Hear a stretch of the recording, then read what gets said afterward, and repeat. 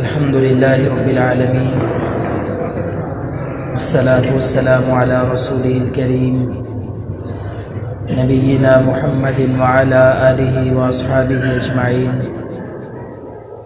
أما بعد فأعوذ بالله من الشيطان الرجيم بسم الله الرحمن الرحيم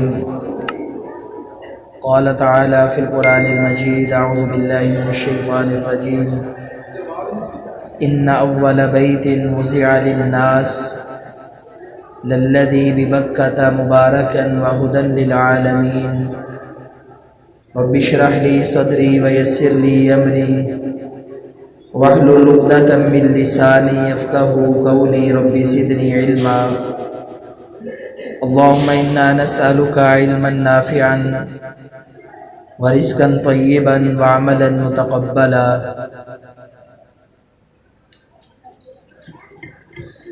عزیز بھائیوں،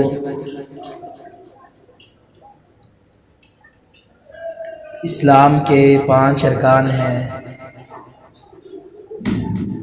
کہ جن 5 ارکان پہ اسلام کی بنیاد ہے، اور ان 5 ارکان میں سے ایک رکن نبی علیہ الصلوۃ والسلام نے فرمایا کہ بیت اللہ کا حج کرنا ہے۔ جو بھی استطاعت رکھتا ہے، جس کے پاس طاقت ہے، جسمانی قوت ہے تو بھی، اور اگر اس کے پاس پیسے ہیں، مال ہے تو بھی، اللہ تعالیٰ نے اس پہ یہ فرض کر دیا ہے کہ وہ اللہ کے لیے زندگی میں ایک بار کم از کم حج کرے۔ حج کرنا اللہ تعالیٰ نے فرض کر دیا ہے۔ اللہ تعالیٰ کا جو گھر ہے جسے بیت اللہ کہا جاتا ہے، اس کی تاریخ، اس کی ہسٹری بہت پرانی ہے۔ اس قدر پرانی ہے کہ نبی کریم صلی اللہ علیہ وآلہ وسلم سے سوال کیا گیا کہ آپ یہ بتائیے، زمین پر سب سے پہلا اللہ کا گھر مساجد میں سے مسجد کون سی بنائی گئی؟ تو نبی علیہ الصلوۃ والسلام نے جواب دیا، بیت اللہ الحرام۔ یہ جو بیت اللہ ہے، حرمت والا گھر ہے، مکہ میں ہے، سب سے پہلے یہ تعمیر کیا گیا۔ پوچھا گیا کہ اس کے بعد کون سا گھر تعمیر ہوا؟ تو آپ نے فرمایا کہ مسجد اقصیٰ، یہ اس کے بعد تعمیر کی گئی۔ ابو ذر رضی اللہ تعالیٰ عنہ نے تیسرا سوال کیا کہ ان دونوں کے درمیان کتنے سالوں کا فاصلہ ہے؟ تو آپ نے کہا 40 سالوں کا فاصلہ تھا۔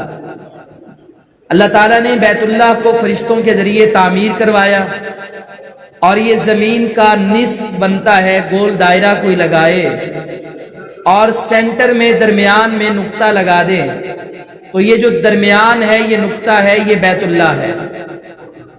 اللہ تعالیٰ نے فرشتوں کے ذریعے یہ گھر تعمیر کروایا۔ قرآن مجید میں بھی اللہ تعالیٰ نے اس بات کا ذکر کیا۔ اللہ فرماتا ہے، اِنَّ أَوَّلَ بَيْتٍ، بے شک پہلا گھر، وُزِعَ لِلنَّاسِ، جو لوگوں کے لیے مقرر کیا گیا، لَلَّذِي بِبَكَّةَ، یقیناً وہی گھر ہے کہ جو بکہ میں ہے۔ مکہ کا پرانا نام بکہ ہے۔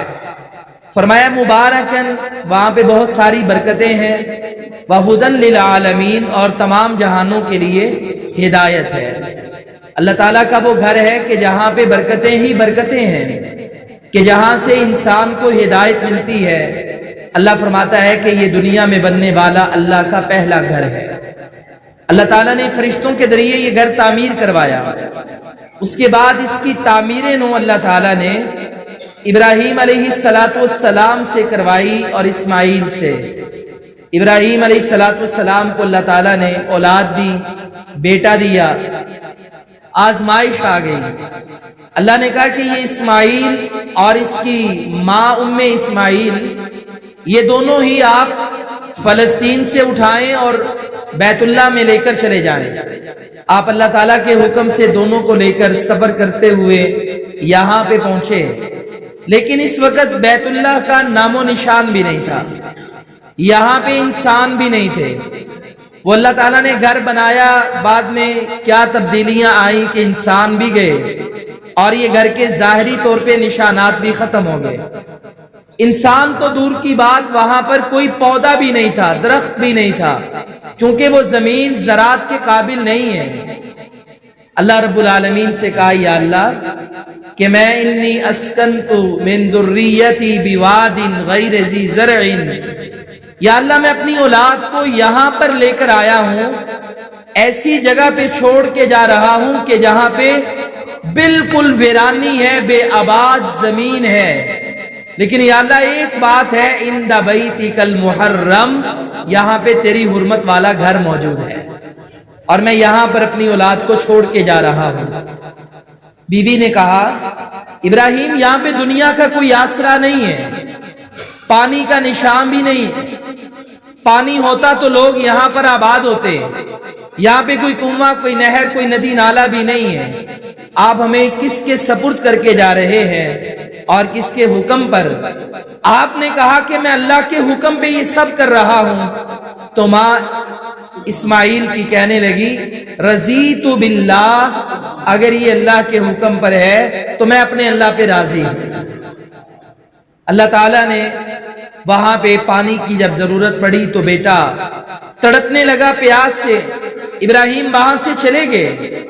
تو ماں کبھی صفا پہ جاتی ہے، کبھی مروہ پہ جاتی ہے، دوڑ دوڑ کے چکر لگا کے کبھی اس چوٹی پر کبھی اس چوٹی پر، دور دور دیکھتی ہے کہ مجھے کہیں پانی کا گھاٹ نظر آ جائے۔ یہ چکر لگانے میں اچانک دیکھا کہ بیٹا وہ خاموش ہے، رونا بند کر دیا ہے اس نے، اور اس کے پاؤں سے چشمہ جاری ہو گیا ہے، وہ ایڑیاں رگڑ رہا تھا۔ اللہ تعالیٰ نے ماں سے چشمہ جاری کر دیا اور پانی بھی پیا۔ جب پانی آیا تو لوگ آباد ہو گئے، جب لوگ آئے تو اللہ تعالیٰ نے ابراہیم علیہ السلام اور اسماعیل کو حکم دیا کہ آپ یہاں پہ گھر تعمیر کر دیں، دوبارہ سے اس گھر کو بنائیں اور اس کے بعد اعلان کر دیں، حج کا پیغام دے دیں۔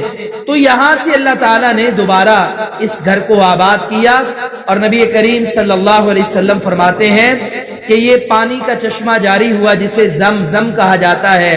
ام اسماعیل نے، ماں ہاجرہ نے اس ڈر سے پانی سے کہا کہ رک جا رک جا، کہا اگر یہ پانی سے یہ نہ کہتی تو پانی پورے عرب کو سیراب کر دیتا، یہ محدود نہ ہوتا، یہ پانی جاری ہو جاتا، سارے عرب کو سیراب کرتا۔ تو بہرحال وہاں پہ یہ زمزم اور یہ اللہ کا گھر، برکتوں والا گھر، اور اللہ فرماتے ہیں کہ اس میں بہت ساری نشانیاں ہیں، مقام ابراہیم ہے، یہ اللہ تعالیٰ کا گھر ہے جسے بیت اللہ کہا جاتا ہے۔ تو یہ جو حج کی عبادت ہے اس کا تعلق تین چیزوں کے ساتھ ہے۔ نمبر ایک، انسان کے پاس استطاعت ہونی چاہیے۔ نمبر دو، اس کا موسم ہونا چاہیے، یہ حج مہینہ خاص ہے، جب جس کا دل چاہے وہ حج نہیں کر سکتا، حج کے مہینے میں ہوتا ہے۔ اور نمبر تین، اس کا خاص مقام ہے، ہر جگہ پہ نہیں ہوتا حج۔ ذوالحجہ کا مہینہ سارے پاتے ہیں، لیکن ایسے نہیں ہوتا کہ کوئی لاہور میں ہے تو حج کر لے، جیسے قربانی کوئی جہاں پر بھی ہوتا ہے کر لیتا ہے، روزہ جس جگہ پر بھی ہو تو یہ مسلمان رکھتے ہیں۔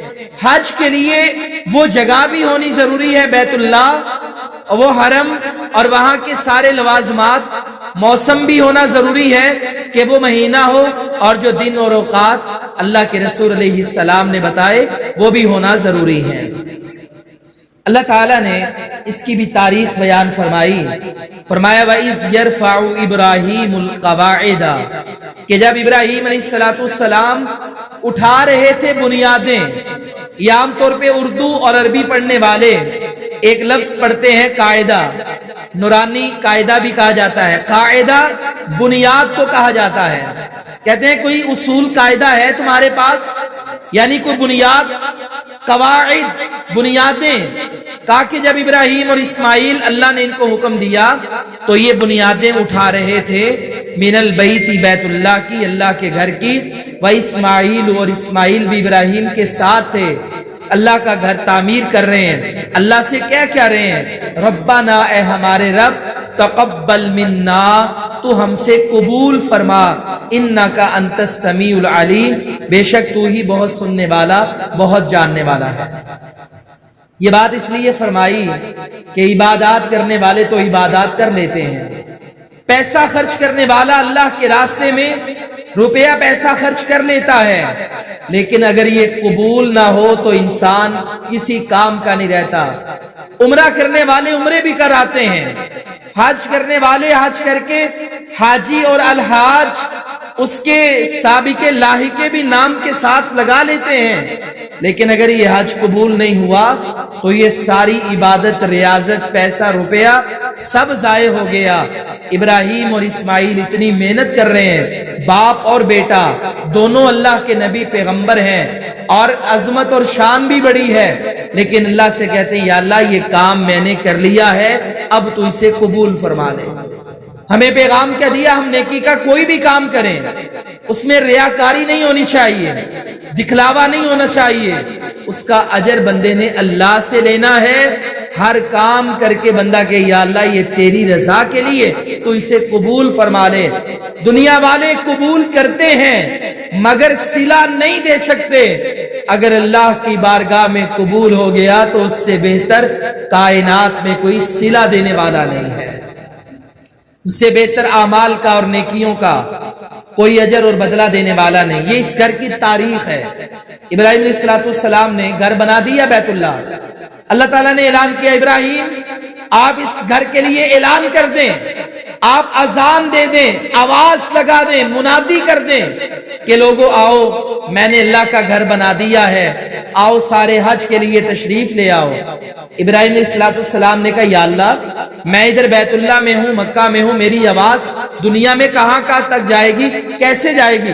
میں ادھر سے آواز دوں گا ایک محلے تک، ایک بستی تک، ایک کوچے تک، وادی تک، پہاڑی علاقہ ہے، وادیوں میں چلی جائے گی، مشرق و مغرب میں کیسے جائے گی؟ اللہ تعالیٰ نے پیغام دیا، وہ تاریخ آج سے ہزاروں سال پہلے اللہ قرآن میں بیان کر رہا ہے۔ فرمایا وَأَذِّن فِي النَّاسِ، اعلان کر دیں لوگوں میں، بالحج، حج کا۔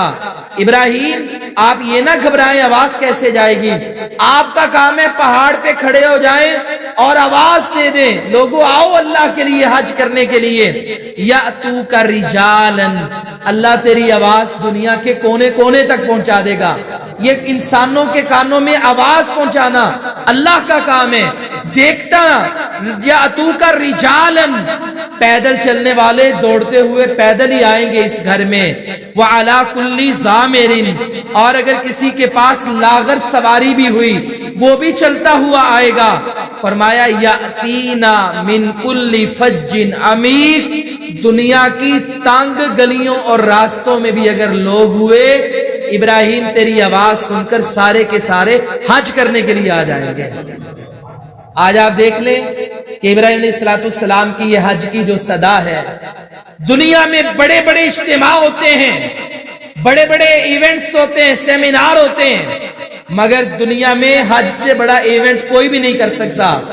اتنی بڑی تعداد، لاکھوں میں لوگ اپنا پیسہ، اپنا روپیہ خرچ کر کے آنے والے، ایسا نظم و ضبط، اخلاص اور تقوی لے کر آنے والے، کائنات میں ایسی مثال کوئی مذہب پیش نہیں کر سکتا کہ جو مثال اللہ رب العالمین نے مسلمانوں کو عطا فرمائی ہے، اور اس کا آغاز کرنے والے جناب ابراہیم علیہ السلام ہے۔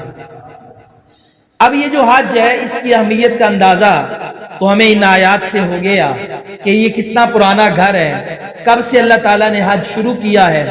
نبی کریم صلی اللہ علیہ وآلہ وسلم کی آمد سے پہلے بھی مشرکین اللہ کے ساتھ شرک تو کرتے تھے، بیت اللہ میں بت بھی رکھے تھے، مگر وہ حج بھی کرتے تھے۔ وہ کہتے تھے لبیک اللہم لبیک لا شریک لک لبیک الا شریکا، وہ کہتے تھے یا اللہ شریک تو واقعی تیرا کوئی نہیں، ہم حاضر ہیں، مگر ہاں ایک شریک ہے جسے تم شریک بنا دے۔ تو نبی علیہ السلام نے اصلاح کی، کہا بس وہاں تک پڑھو لا شریک لک لبیک، اللہ کا کوئی شریک نہیں، اور نہ ہی اللہ نے کوئی شریک بنایا۔ شرک کرنے کے باوجود بھی مشرک بیت اللہ کا حج کرتے تھے۔ انہیں کسی نے کہہ دیا کہ تم چوری ڈکیتیاں کر کے، مال لوٹ کر اور ایک دوسرے سے ظلم و زیادتی کر کے، ایک دوسرے کا مال ہڑپ کر کے، جائیداد اور وراثتیں ہڑپ کر کے حج کرنے کے لیے آ جاتے ہو؟ انہوں نے کہا اچھا اگر یہ بات ہے تو کپڑے اتار کے برہنہ حج کرنا شروع کر دیا کہ بھئی چونکہ یہ سارا کچھ حرام کا ہے تو ہم اس سے پاک ہو کے حج کر لیتے ہیں۔ یعنی حج کرنا انہوں نے نہیں چھوڑا، پھر بھی حج کرتے رہے۔ یہ حج کا آغاز جناب ابراہیم علیہ السلام سے اللہ نے کیا، قیامت تک کے لیے افریقہ ہو، امریکہ ہو، مشرق ہو، مغرب، شمال ہو یا جنوب، جہاں پر بھی مسلمان ہیں آج بھی وہ وادیوں میں، گاٹیوں میں، پنجاب سے گلیوں میں، محلوں میں وہ حج کے لیے بیت اللہ کی محبت لے کر کے جاتے ہیں۔ یہ آواز اللہ تعالیٰ نے ابراہیم کی قیامت تک کے لیے دنیا میں پہنچا دی ہے اور لوگ وہاں پر آتے ہیں۔ یہ جو حج ہے نا یہ کرنا فرض ہے۔ جس مسلمان کو بھی اللہ تعالیٰ نے استطاعت دی ہے کم از کم زندگی میں ایک بار حج کرنا فرض، اس کے بعد بھی اگر استطاعت ہے وہ جتنے بھی حج کرنا چاہتا ہے وہ کر سکتا ہے۔ اللہ فرماتا ہے وَلِلَّهِ، اور اللہ ہی کے لیے ہے، عَلَى النَّاسِ، لوگوں پر، حج البیت، اللہ کے گھر کا حج کرنا، من استطاع، سب کے لیے نہیں، جو طاقت رکھتا ہے، الیہ سبیلا، اس کے راستے کی، جس کے پاس خرچہ ہے، جس کے پاس ٹکٹ ہے، جس کے پاس حج کا پیکج موجود ہے، اگر اس کے پاس پیسہ ہے تو وہ فضول خرچی میں بہانے کی بجائے وہ اللہ کے لیے اپنا یہ فرض ادا کرے۔ فرمایا کہ جو حج کر گئے وہ ٹھیک، ومن کافرا، خرچ ہونے کے باوجود جو اس کا انکار کر دے، فإن اللہ، پس بے شک اللہ تعالی، غنی عن العالمین، وہ بے پرواہ ہے تمام جہانوں سے۔ اللہ کو ان لوگوں کی پرواہ نہیں ہے کہ جو خرچ ہونے کے باوجود بھی اللہ کے گھر کا حج نہیں کرتے۔ کتنے بندے ایسے ہیں کاروبار میں ترقی ملتی جاتی ہے، روپیہ پیسہ بڑھتا جاتا ہے، مگر لالچ بھی اتنا آتا رہتا ہے، وہ اللہ کے راستے میں بیت اللہ کا حج ہی نہیں کرتے، عمرہ ہی نہیں کرتے۔ اگر ان سے سوال کیا جائے کہ آپ یہ سب کام کیوں نہیں کرتے تو جواب ملتا ہے ہمارے پاس ٹائم ہی نہیں ہے۔ اگر ہم 5-10 دن کے لیے بھی حج کے لیے چلے گئے تو بزنس کا کیا بنے گا؟ بس یہ دنیا کی ہوس اور لالچ نے انہیں حج سے بھی روک دیا ہے۔ تو ایسے لوگ گناہگار ہیں۔ اسلام کا جو ایک بنیادی رکن ہے کہ اللہ استطاعت دے دے تو اس کے گھر کا حج کرنا، یہ اس سے قطع نظر کر رہے ہیں اور عمل میں بھی کوتاہی کر رہے ہیں۔ اللہ تعالیٰ نے اس کے کچھ مہینے رکھے، فرمایا الحج، حج اشہر معلومات، اس کے معلوم چند مہینے ہیں۔ حج کا مہینہ ایک نہیں ہے، ذو الحجہ، اس کے 3 مہینے ہیں۔ عام طور پہ مہینوں کے حوالے سے اسلام میں 2 قسم کے سوال پائے جاتے ہیں۔ پہلا سوال یہ ہے کہ اسلامی مہینے کل 12 ہیں، محرم، صفر، ربیع الاول، چلتے چلتے ذو الحجہ تک، تو ان میں حرمت والے کتنے مہینے ہیں؟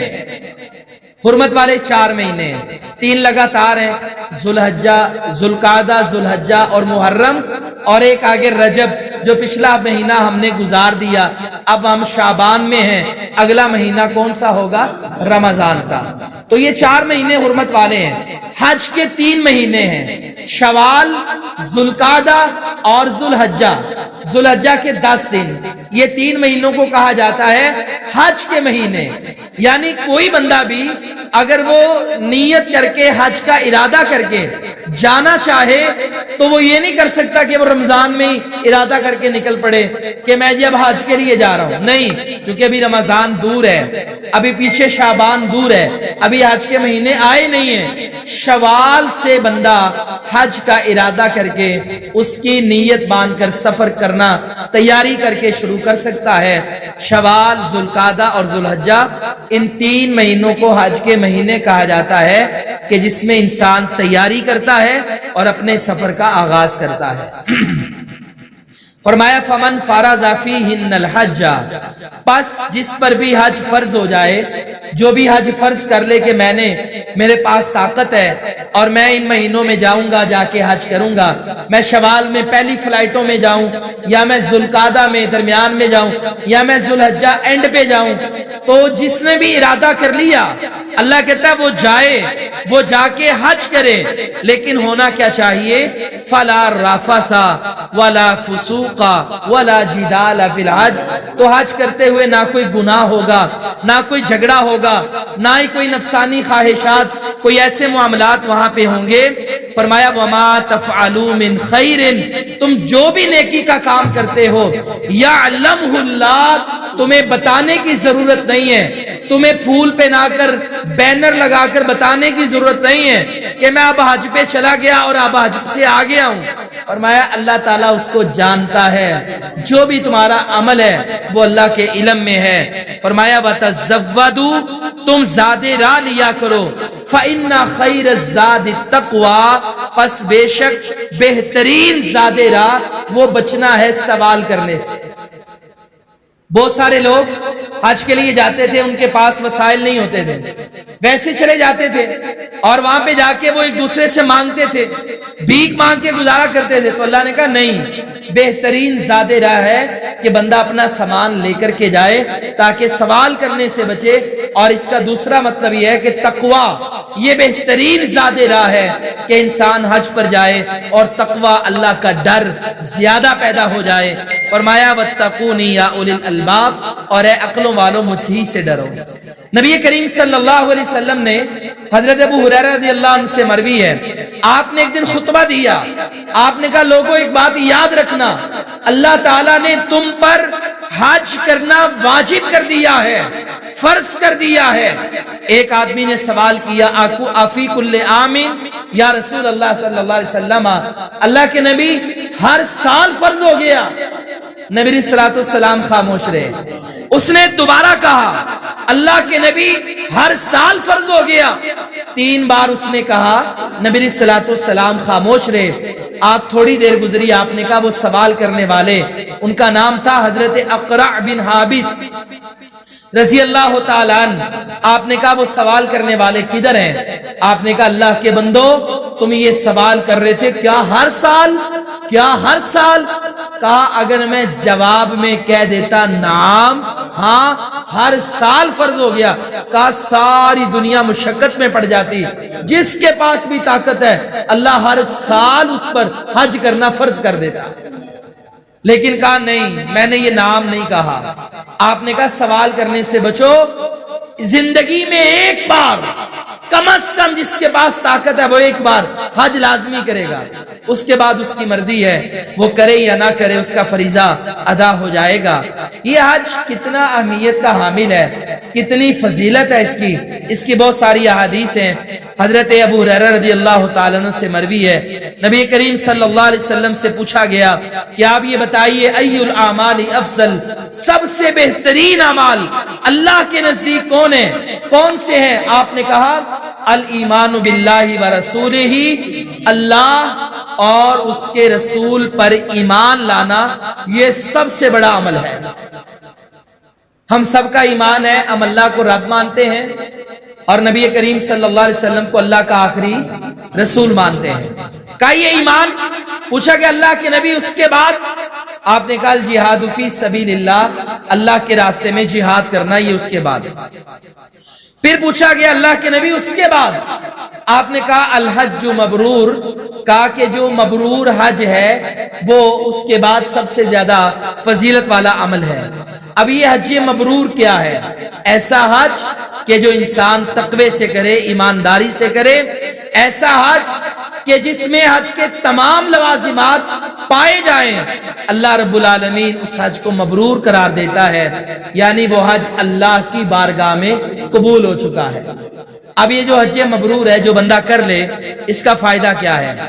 نبی کریم صلی اللہ علیہ وسلم نے فرمایا، آپ نے دعا کی، آپ نے کہا یا اللہ جو بھی حج کے لیے آئے ہیں، کیونکہ 10 ذو الحجہ کو بیت اللہ کا طواف بھی کرتے ہیں جسے ہم عید والا دن کہتے ہیں، اس دن حاجی قربانی بھی کرتے ہیں، اس دن صفا مروہ کی سعی بھی کرتے ہیں، اور اس دن سر بھی منڈواتے ہیں۔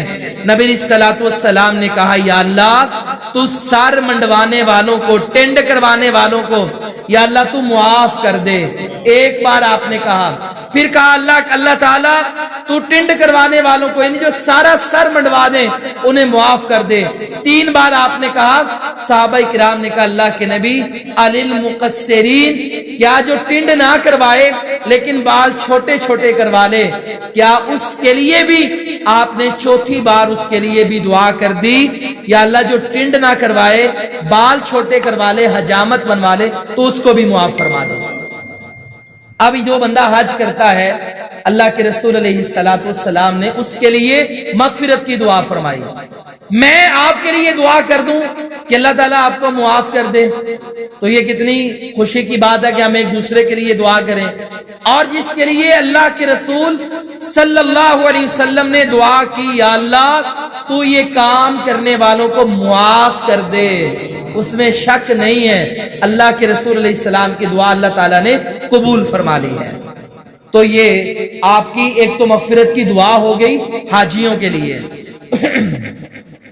نبی کریم صلی اللہ علیہ وسلم نے فرمایا کہ جس بندے نے اللہ کے لیے اس طرح حج کیا کہ نہ اس نے حج کے دوران کوئی گناہ کیا، نہ اس نے کوئی گالی دی، نہ اس نے کوئی آپس میں جھگڑا کیا، کوئی بری بات کہی، آپ نے فرمایا جب اس کا حج مکمل ہوتا ہے اللہ تعالیٰ اسے ایسے کر دیتا ہے کہ جیسے آج وہ بندہ شکم مادر سے پیدا ہوا ہے.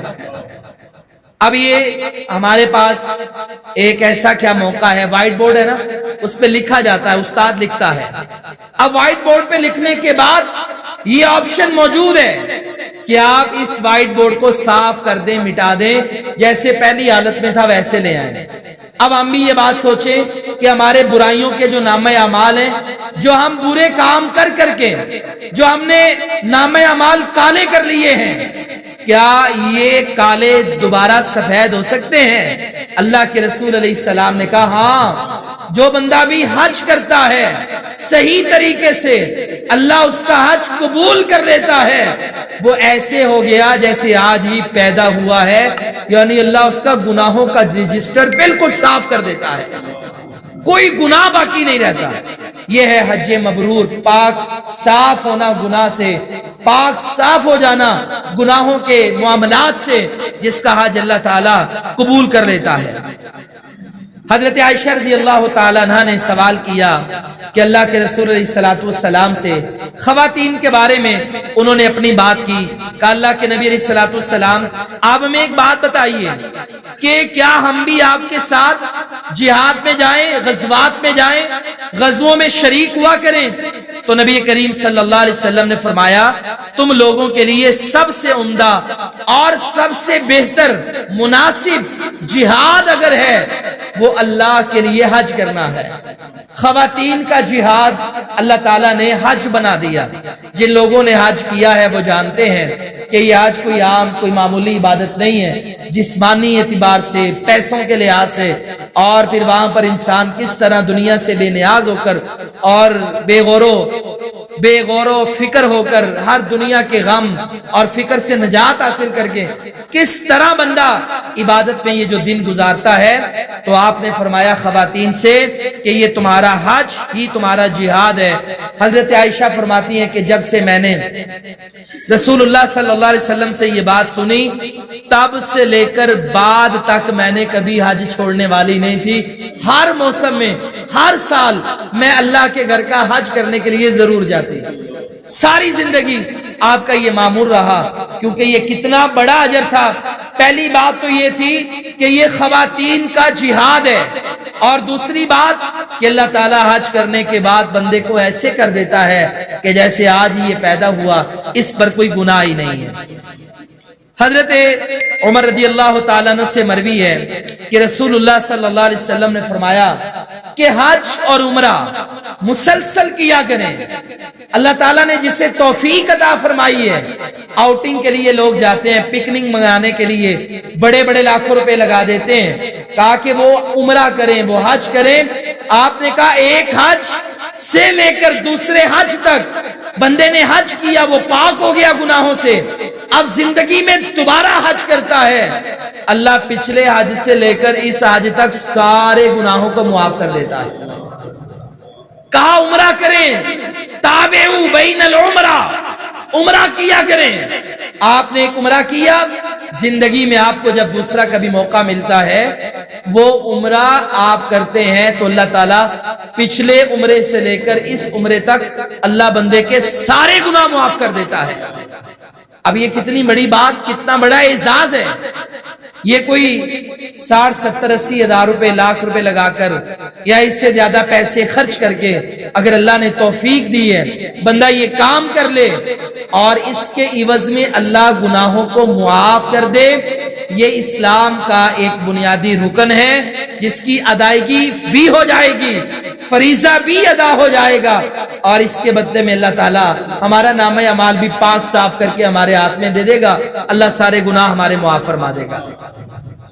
اب یہ سوال پیدا ہوتا ہے کہ کیا کوئی ایسا عمل بھی ہے کہ جن کے پاس پیسے نہیں ہیں، حج ان پہ فرض نہیں کیونکہ ان کے پاس استطاعت نہیں، عمرہ ان پہ فرض نہیں ہے کیونکہ ان کے پاس استطاعت نہیں ہے، تو کیا وہ حج اور عمرے کا ثواب لے سکتے ہیں؟ بہت سارے ایسے اعمال ہیں کہ جن کا ثواب حج یا عمرے کے برابر ہے۔ ان میں ایک عمل جو ہم نے آپ کے اس پیپر پر لکھا ہے، حضرت انس بن مالک رضی اللہ تعالیٰ عنہ فرماتے ہیں رسول اللہ صلی اللہ علیہ وسلم نے فرمایا جو بندہ بھی فجر کی نماز پڑھتا ہے، یعنی یہ اجر حاصل کرنے کے لیے فجر کے ٹائم اٹھنا ضروری ہے، فجر کی نماز جماعت سے پڑھنا ضروری ہے۔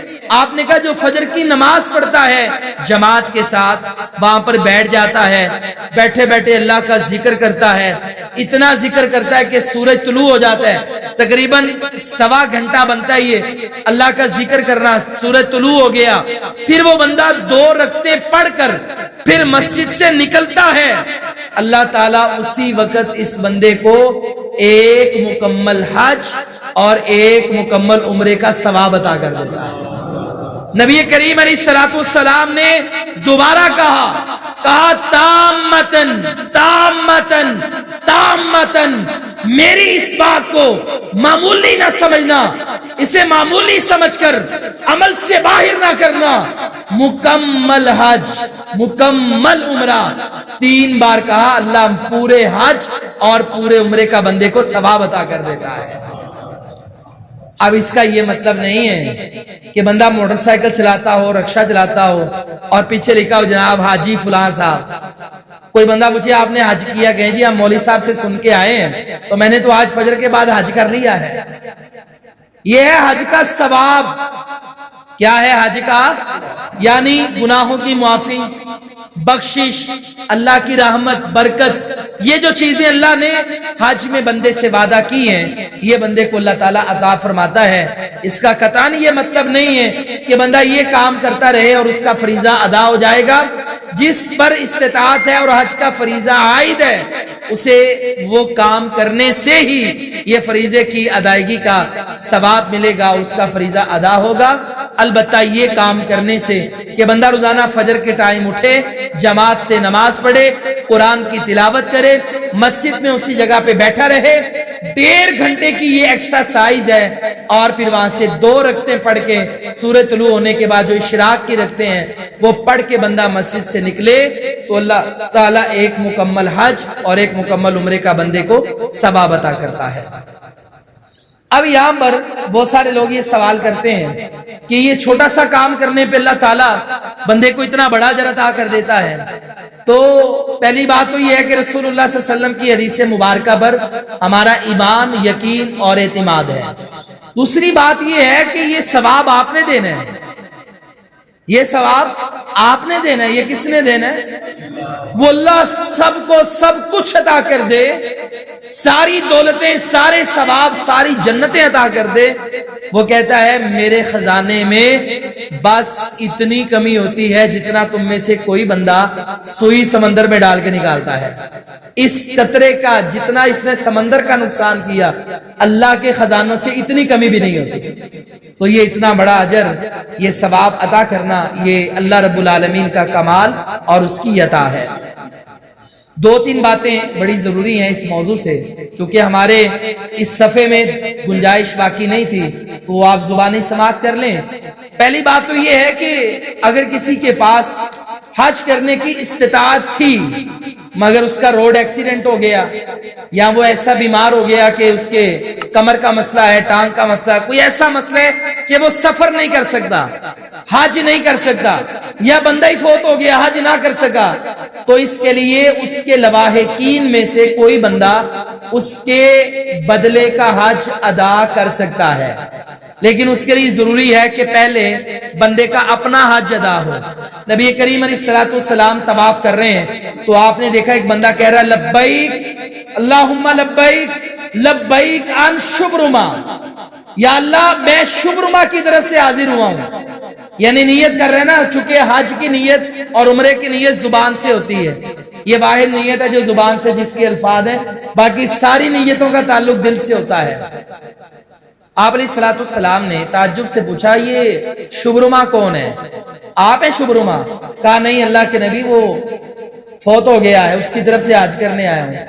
آپ نے کہا تو نے حج کیا ہے؟ یعنی زندگی میں کوئی ایک حج کیا ہو؟ کہا ابھی میں نے اپنی طرف سے کوئی حج نہیں کیا۔ آپ نے کہا پہلے اپنی طرف سے حج کر، بعد میں آنا اگلے سال پھر شبرما کی طرف سے حج کرنا۔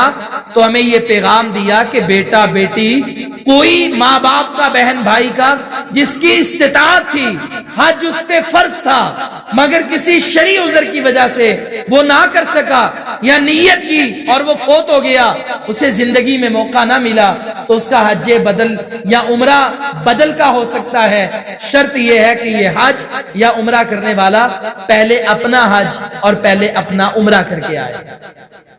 اس کے بعد ایک حج میں بہت ہی خوبصورت اللہ تعالیٰ پیغام دیتا ہے، ایسا پیغام اللہ تعالیٰ نے دنیا میں نہ کسی مذہب کو دیا نہ کسی قوم کو دیا۔ لاکھوں کی تعداد میں لوگ ہوتے ہیں، لاکھوں کی تعداد میں، دیکھتے کیا ہیں آپ کہ سارے کے سارے ٹائم مینجمنٹ، ایک وقت میں سارے پہنچتے ہیں، 8 کو جہاں پہنچنا ہے 9 کو پہنچنا ہے، اگر عرفات میں جانا ہے، مزدلفہ میں جانا ہے، مشعر حرام پہ پہنچنا ہے، سارے ایک وقت میں، کوئی ٹائم آگے پیچھے نہیں ہوتا، لاکھوں کی تعداد ہے، سارے پہنچتے ہیں، خطبہ حج میں سارے کرتے ہیں، جہاں ذکر و اذکار کرنا ہے سارے ہیں، طواف کرنا ہے سارے ہیں، قربانی کرنی ہے سارے ہیں، اور صفا مروہ کی سعی کرنی ہے سارے ہیں، جمرات کو کنکریاں مارنی ہے وہ سارے ہیں۔ یعنی یہ اتنا ڈسپلن لاکھوں لوگوں کا دنیا میں نہ کسی عبادت میں ہے نہ کسی ریاضت میں، اور پھر لباس بھی ایک جیسا، سارے ہی کفن پہن کے آئے ہوتے ہیں، بالکل سادہ لباس، کوئی نہیں کہتا میں کڑھائی کروا لوں، کوئی یہ نہیں کہتا میں تو چودھری ہوں، میری تو کبھی کلف نہیں اتری اور یہاں پہ یہ 2 چادریں لے کر، کوئی یہ نہیں کہہ سکتا، کوئی یہ نہیں کہہ سکتا میں آج بند جوتا پہن لوں، جوتا بھی کھلا پہننا ہے، خوشبو بھی نہیں لگانی، اور یہ 2 چادریں یہ اوڑھ کے آنا ہے، کوئی دنیا کی زیب و زینت نہیں ہے، اور جو خوبصورتی بالوں کی تھوڑی بہتی ہوتی بھی ہے وہ بھی جاتے جاتے اللہ صاف کر دیتا ہے، تاکہ بندے کو بندے کی اوقات کا پتہ چلے کہ میں دنیا سے آیا کیسے تھا، کیا سے کیا بن گیا، میری عزت، میری شہرت، میرا لباس، میری چال چلن کا انداز مجھے دنیا میں کیا سے کیا بنا گیا، مگر میری حقیقت کیا ہے، ایک جسم ہے وجود اور یہ 2 چادریں ہیں، میری بے بسی کا عالم یہ ہے، میں اس کی اطاعت میں بولتا جا رہا ہوں لبیک اللہم لبیک، یا اللہ تیرے لیے حاضر، تیرے در پہ حاضری اعلان کر رہا ہے، سرنڈر ہوا پڑا ہے۔ یہ انسان کا نظم و ضبط اور لباس، دنیا میں کوئی مذہب بھی اپنی کسی عبادت کا ایسی مثال پیش نہیں کر سکتا۔ پھر اس میں تفریق بھی ختم ہو گئی، کوئی بڑا ہے چھوٹا ہے، امیر ہے غریب ہے، کوئی افریقہ سے آیا کوئی یورپ سے آیا، جتنے مسلمان کالے گورے عربی عجمی وہاں کے رہنے والے باہر سے آنے والے سب کے سب ایک طرح کا کام کرتے ہیں، ایک طرح نماز پڑھتے ہیں، ایک طرح حج کے جو ہیں مناسک وہ ادا کرتے ہیں۔ یعنی یہ اطاعت کا، یہ عبادت کا، یہ لباس، یہ سادگی، یہ وہ سارے انداز ہیں کہ جو اللہ تعالیٰ نے خاص امت محمد صلی اللہ علیہ وسلم کو عطا کیے، اور اس سے بڑی بات کہ وہاں پہ سب مانگتے ہیں تو کس سے؟ اللہ تعالیٰ سے مانگتے ہیں سب، لبیک اللہم لبیک، یا اللہ بس تو ہی ہے۔ تو یہ عقیدہ توحید کا درس اور پیغام، یہ امت کی وحدت، ایک امت کا اتحاد، اتفاق، ایک درس، ساری دنیا کا ایک جگہ پر آنا، کوئی کاسٹ کا فرق نہیں، کوئی رنگ کا فرق نہیں، کوئی ذات کا فرق نہیں، کوئی قبیلے کا فرق نہیں، کوئی عربی نہیں، کوئی عجمی نہیں، سب کا وہاں پر جمع ہونا، اس کی بنیاد کیا ہے؟ لا الہ الا اللہ۔ آج ہم بھی سارے اس مسجد میں آئے ہیں تو ہماری بنیاد بھی کیا ہے؟ تو یہ نظریہ ہے، عقیدہ ہے، اس کلمے کا رشتہ ہے جو انسان کو ہر جگہ پہ کھڑا کرتا ہے۔ حج یہ اسلام کا بنیادی رکن ہے۔ اس کے بارے میں، اس کی اہمیت، اس کی فرضیت، اس کے فضائل، چند اہم باتیں ہیں میں نے آپ کے گوش گزار کی۔ اس کے بارے میں، اس کے بہت سارے مسئلے مسائل ہوتے ہیں، جو لوگ حج کے لیے جاتے ہیں وہ ان کی ضرورت ہے۔ اللہ تعالی ہمیں سمجھنے کی، عمل کرنے کی توفیق عطا فرمائے۔ یہ جو بھائی ہماری ریگولر کلاس پڑھتے ہیں وہ ذرا ہاتھ کھڑا کریں، جو کلاس کے ساتھی ہیں وہ ہاتھ کھڑا کریں۔ شوکت صاحب نہیں ہیں؟ اچھا، یہ اب آپ اس دائیں جانب دیکھیں سارے۔